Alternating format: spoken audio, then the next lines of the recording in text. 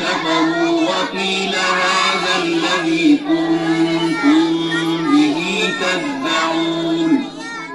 قل أرأيتم إن أهلكني الله ومن معي أو رحمنا فمن يجير الكافرين من عذاب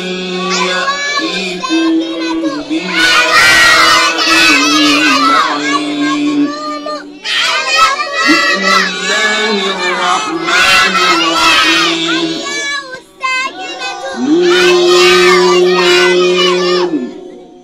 والقلم وما يسطرون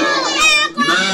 أنت بنعمة ربك بمجنون وإن لك لأجرا غير ممنون وإنك لعلى خلق عظيم فستبصر ويبصرون